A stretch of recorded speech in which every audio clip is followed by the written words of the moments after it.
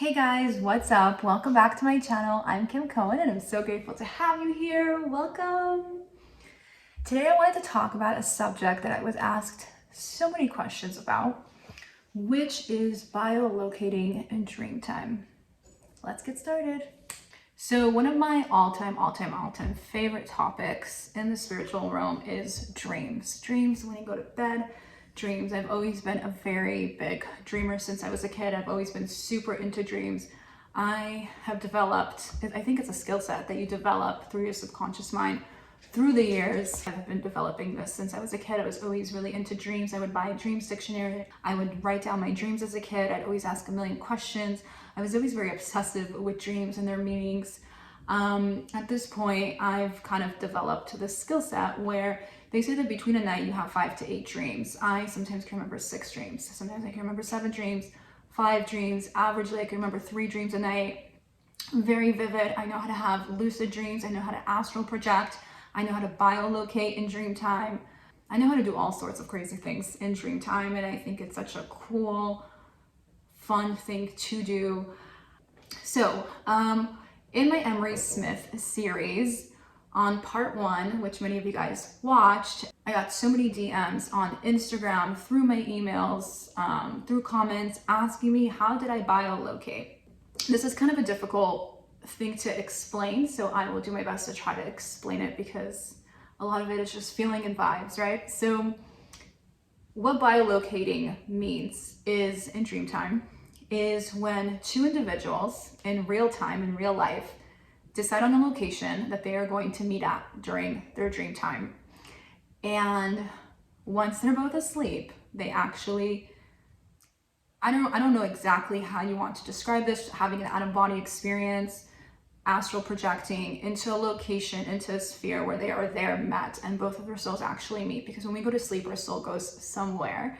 It does hover over our body, for those of you who don't know, and you have a cord that connects, it's like a invisible gray cord that connects your soul to your body. That way your soul doesn't like literally leave, because then that way you are dead. But they say that you are 1/8 dead when you are asleep. That's another fun fact for you. So by biolocating, it means that you would then have a very similar experience in both of you guys' dreams. So when 2 people successfully biolocate, they would be then setting a location. Let's say it would be the Giza pyramids or Machu Picchu or on an island in the Maldives, right? And so you pick a location, and if it's done successfully, then you, in your astral state, in your sleep dream state, you actually go to that location, and that person's soul also goes into that location, and you tend to have similar dreams, similar experiences. And it's a really phenomenon, really wild experience. It's so surreal. It's so cool. It's like, you don't even need drugs to do cool shit like that. People always think that you need to do drugs to have like cool mystical experiences, but you don't. So in my Emery Smith series, I had shared that me and Emery were biolocating multiple times, and it started to become an every night, daily thing. And a lot of people asked, how do you do this? So I'm about to tell you how. I initially had this whole theory even before Emery Smith's episode. I have a very good friend named Elizabeth, and she's a dream interpreter. And every single day when we wake up, we share each other's dreams. We try to understand the meanings and the places that we went to and what we did. And it's really fun. And so there was a day where I talked to Elizabeth, probably like a year and a half ago or something. And I said to her, you know, I wonder if, I don't know where this came from, right? Just universal download, I guess. I said, I wonder if 2 high vibrational beings, 2 souls that are highly elevated in the spiritual realm, can decide on a location somewhere in the world, and then biolocate through their dreams. 2 people that have high awareness in their dream time, spiritually connected, can then meet at this location. And it would have to be set up in a certain way. We thought about it and we discussed it, but we never actually did it, me and Elizabeth. Fast forward to Emery time, when we started to dream about each other. I had asked Emery if this was possible, if this was something that you can do. And Emery said that they do this in the projects all the time. Whether Emery was actually telling me the truth about the dreams that he was having or not, that's not the point. I know that I was doing it, and it was incredible, magical, amazing. So I'll kind of give you guys the step-by-step of what I was doing, how I got there, and how this is made possible, and you can try this too. I do suggest that you just don't do this with anybody. I suggest that you're very selective with the type of soul that you pick to do this with to have a successful journey. You can also do this by yourself, just you by yourself, practicing in dream time, going to different locations, manifesting locations through your dreams. And once you get really good at that skill set, then maybe finding another person who's really good at remembering dreams and knows how to astral project and lucid dream in dreams. And then I feel like I don't want to say it's the only way to do it, but you need two people that are highly skilled in the dream world in order to make this happen. All I know is that me and Emery would have dreams. Sometimes, just to make sure I wasn't being rigged, I would ask him what his dream was first, and I would be like, oh my God, this is crazy. I was literally having the same exact experience, just describing it a little bit different. But overall, it was the same exact thing. So how this initially started was I wanted to do it, and we decided on a location. Emery asked me, where do you want to biolocate? He gave me a list of options. One was the Giza pyramids, the moon, Pandora from Avatar, and some other place. I don't even remember what it was, but I said the Giza pyramids. I've always wanted to go there. I always feel like from my past life, I always felt like my soul's origin comes from Egypt. And so I've always wanted to go to the pyramids. I was like, let's go to the pyramid. Okay. So before we went to bed, or whatever you want to call it, we had talked about where we were going to meet out of the 3 pyramids. You have to get very detailed on how this is going to go down. So there's 3 pyramids. We decided that we were going to meet on the Great Pyramid. So it's very specific. We were going to meet at the top of the pyramid. And then he was going to show me around. So I'm like, okay, cool. Now, before I went to bed, I started to look up different imagery of Egypt, of the pyramids, of how I got really detailed manifesting wise, right? Like very detailed imagery of what the top of the pyramid actually looks like, what the view actually looks like when you're up there. I started to go on Instagram and watch different videos. I searched the Great Pyramids of Egypt on there. I watched different videos from drone shots. I had sent them to Emery. We exchanged them back and forth. He was sending me stuff. I was sending him stuff just to get very visual. And we kept kind of going through this imagery throughout the day. And then when it came time to go to sleep, about like 15-20 minutes before I went into bed, I refreshed my memory and started going through the images again, the images and videos, and try to like really close my eyes for a moment and try to think of what it would actually look like to be up there, what the actual rocks would feel like, the stones, what the view would look like. Would it be night? Would it be day? What was the view? Would there be people there? I got very detailed on what I was trying to manifest into dream time and how I was going to biolocate.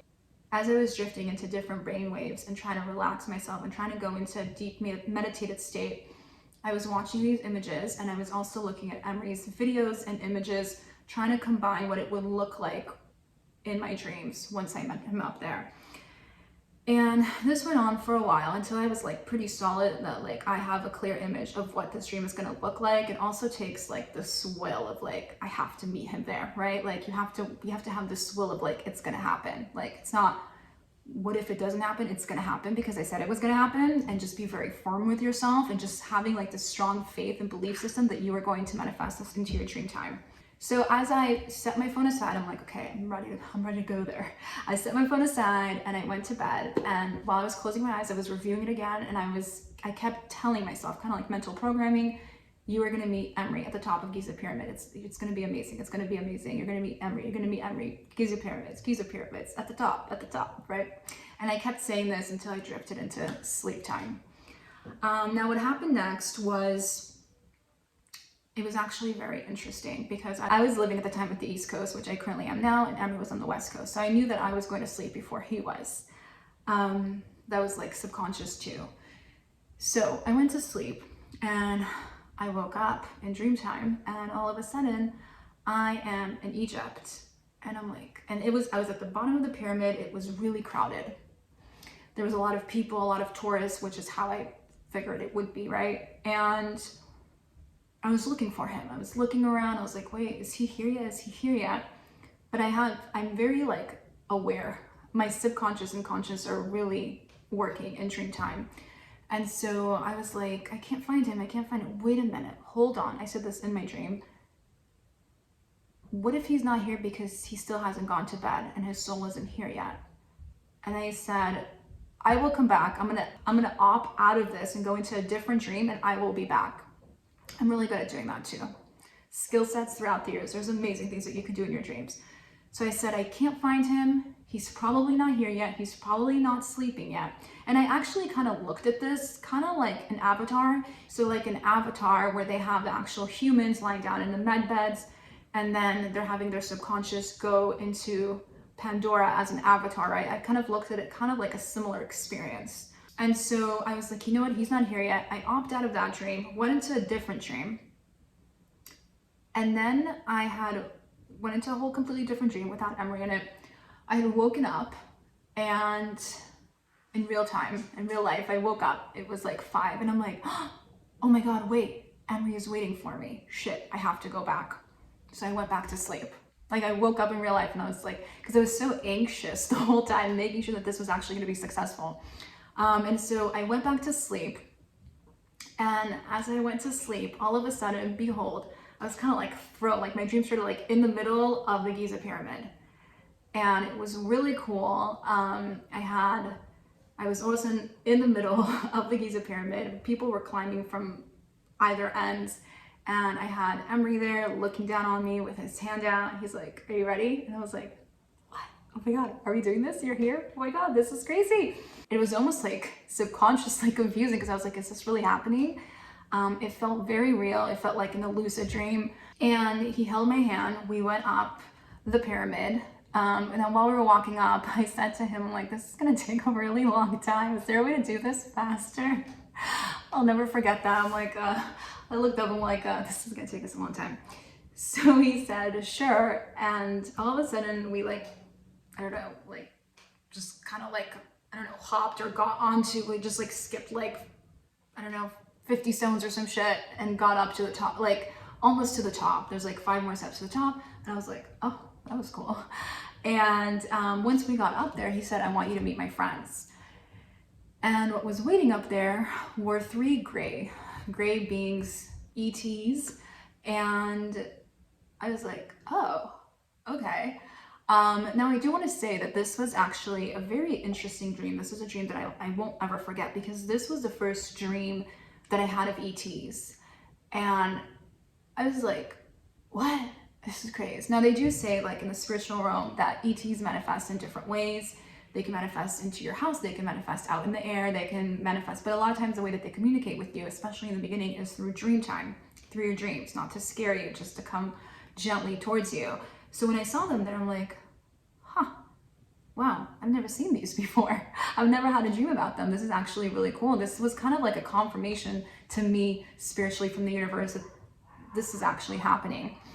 So, I said hi to them, and we just looked up, and we basically, we're looking up the view. Now this whole dream was a very successful dream. We both had a very similar experience as we shared with each other. Now I was very blown away by the experience. To me, it was mind blowing. It was so cool. And I was so excited to share that, I did all this crazy stuff, right? From manifesting my location there, seeing that he wasn't there, opting onto a different dream, waking up, realizing, hold on, he's waiting for me. It's 5 a.m. He's definitely waiting for me over there. I have to go back into dream time. Boom, hopped on the freaking pyramid. The whole thing, and then saw the ETs up there. It was a really profound moment for me, and it was exciting as fuck. I'll be honest with you. And so from that point on, we just started to continuously do this. Now again, I don't know, because of Emery's history of being a con artist and a liar and a bunch of other crazy stuff, I don't know if his whole version of the story. All I know is that my experiences were real and they did happen. And we started to do different stuff like this. We would pick different locations in the world. We were doing this for 2 weeks. We would just send each other imageries and tell each other exactly where to meet. So one of the time was under the stars in Chile, under the Milky Way. A different time was in Joshua Tree. And I remember, I will say that something that always popped up for me in these cycles was that sometimes I felt like I would arrive there and he wasn't there. And it would give me anxiety. And I'm like, oh my God, I have to go and come back. And I would do this constantly, where I would hop onto a different dream and be like, okay, his soul is definitely there right now. I'm going to hop him back into that location that we decided on. And then from there, we would always have the experience. Sometimes I would wake up with like, oh my God, he's waiting for me. I didn't dream about him. And I would start to panic after 2 weeks of doing this, a week and a half. I would start to panic that like I missed him or something didn't happen and I didn't bilocate to a location. That was always my immediate response the moment I would open my eyes in the morning. And I was like, wait. Yes, I did. Hold on. And then it would start to come back to me that it all really did happen. And so since then, I've actually done this exercise with a couple of my friends, my highly spiritual friends. I do this with myself sometimes, by myself, but everybody can do this if you're highly gifted in the dream world. If you're entering the REM phase of dreams, this sort of experience normally happens to people who are deep sleepers. There's 3 different phases of dreams. There's light sleep, deep sleep, and REM. REM is when you're having your dream time. So it's very important to go through all these phases. There's people that don't remember their dreams, and a lot of that comes from the fact that they're light sleepers. They're not going into a deep meditative state. They're light sleepers. So an example of that is my mom. My mom never has dreams, and I remember we got her kind of, not an Apple Watch, but those, do you guys remember those watches that count your calories and you connect with your phone? I don't remember what they were called, but what they do, there's an option on there to actually track what phases you're going into your dreams. And we tracked my mom's phases, and it seemed as though that literally every single night she was just in light sleep. So it made total sense why she wasn't having dreams. She kept being in light sleep mode, which meant that she's very aware she's not going into a deep meditated state. So even with the light sleep, the deep sleep, and the REM, those are phases, but there's also different phases that your brain waves actually go through. There's alpha and beta and delta and gamma brain waves that are really important, and this is how you get into these states. I would definitely suggest you try this yourself. It's gonna take a little bit of time. If it doesn't go the first time, don't give up. It's incredible. It is amazing. You can keep doing this with different locations in the world. Again, like I said earlier, you should try it yourself. Try it with yourself first. Try to bilocate. Try to think of a location that you want to visit in your dream time and meditate over those images, those videos. Try to find content around it. Try to meditate and picture yourself being there, what it would feel like, what it would look like for you. Tell yourself you're ready. This is actually going to happen. No self-doubt. This is going to happen because I said it was going to happen, and boom, go into it. Anyways, guys, I love you so much. I hope this was helpful for you. If you have any other questions about dreams that you want me to talk about, anything like that, or any cool experiences that you might have, please leave them below. I'd love to hear them. Don't forget to give this video a thumbs up, and I'll see you on the next one.